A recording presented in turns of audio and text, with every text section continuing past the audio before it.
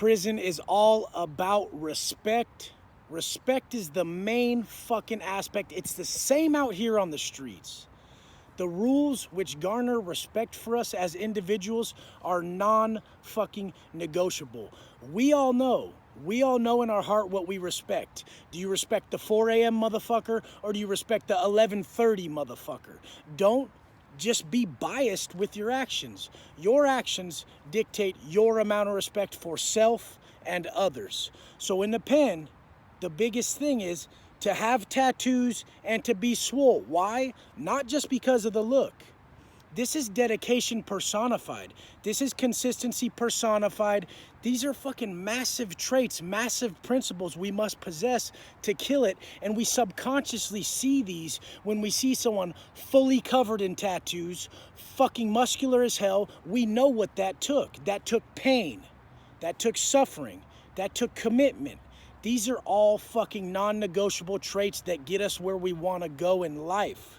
In the pen, this is just completely evident because you live around these people. There is no hiding. Out here on the street, you can hide very quickly. People disappear for long periods of time, and that's when they fucking fall off. Because they're not fucking working to respect themselves and to gain respect from others. You don't have to care what other people think. But you definitely have to be able to look yourself in the mirror and know that you're in line with your conscience. Conscience congruency is the motherfucking guide. When we wake up in the morning and our conscience tells us to make certain changes, we must abide by that, by the wishes of our conscience. We must fulfill what it asks us. This is how we lead our best lives. Who the fuck do you think that is? Who do you think that is? Who do you think that is? Who's talking to you when you hear that? They say the conscious is the authentic voice of God. It's the universe. It's infinite intelligence. It's all these things. Whatever religion you associate with, this is your guide to living your best life, and we must abide by it. Now, in the pen, it's just too evident the way a man conducts himself is who he is. You live with these people 365 days a year. That motherfucker who can consistently get up at 4 a.m., train hard, always be clean, always be on point, not be on drugs, all these respectable things, that man gets respect. There's no bias. This is not fucking, hey, that dude's cooler, or that dude's got the keys, or that dude's this and this. I've came into blocks, and motherfuckers had the keys, and they were already fucking just willingly passing them over to me because they knew they were flawed in these fucking areas. They were telling me already. They would come to me for advice. They knew they weren't upholding what they were pushing on people. Never fucking push any line on people that you don't uphold. I always push less than what I do. So I'll give someone a fucking program or a plan with my coaching, with my training, and I will always do more. That's how it should be. I will be right next to you as a soldier in line. There is no respect in anything else. So in the fucking pen, we're consistently pushing to be our strongest, to be an asset, to be useful to our people, and that's how we should be out here. Anything less should make you question yourself. You should feel guilt. Guilt is our guideline, like we've spoken about before. When you feel guilty about letting your partner down because you let your looks go, what the fuck is that? It's simple law of attraction. Be what you wish in your partner. Continually, we're wishing something in our partner that we're not willing to be. If there's someone I'm looking for, I must become what I'm trying to fucking bring in. So it's simple law of attraction in that aspect. Now, this is with anything. This doesn't have to be just with partners, with people in our lives. I mean, this can be with the father and son. I mean, if you want a loyal, hardworking, loving child, then be that. Don't fucking give yourself slack. I never give myself slack. I want loyal, hardworking, trustworthy, strong, dedicated people around me. So that's what I'm gonna be.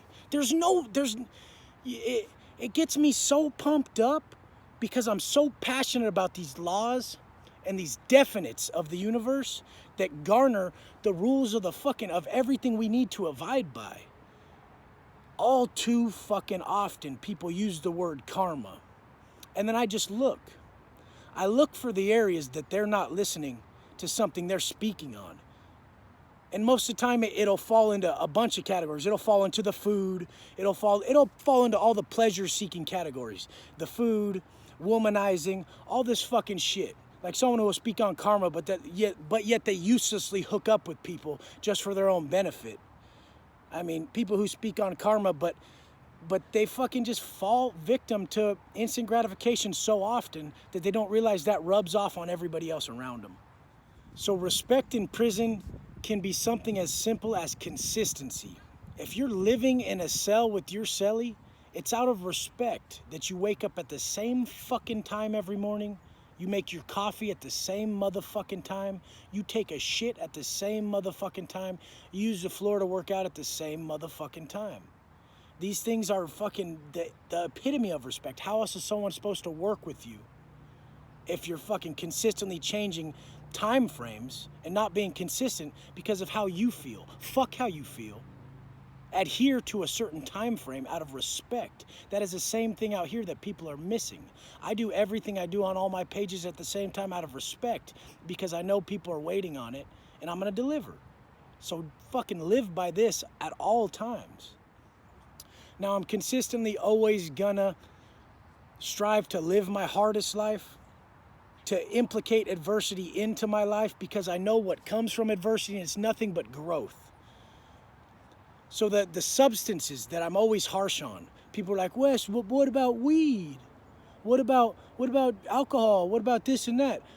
There's nothing wrong with weed. I don't care about how weed gets you high or anything like that. I don't care about drug use in general or what it does. What I do care about is the growth inhibiting factors of the substance abuse. So if you inhibit growth, you inhibit your ability to fucking overtake these substances. So if we were smart enough, we would use a fucking, we would attack it at the root being the fact that we're not growing. Why aren't we growing? Because we're fucking, every time we're supposed to face some sort of trials and tribulations, we take in a substance. Now, if we didn't take in that substance during the trial and tribulations, we would easily grow.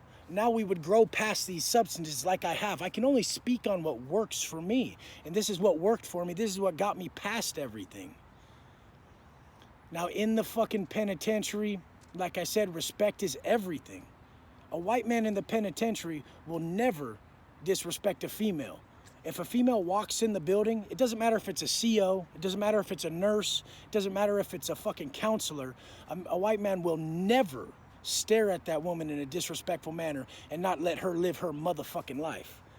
In fact, if we're in the cells and I see a woman walk on a tier, I'm automatically staring at every white cell out of my window to see how he reacts, to see his fucking reaction to that woman walking on the tier. And if he has a predatorial reaction, you best believe he's getting checked for that shit. I'm wondering why he can't let her live her life.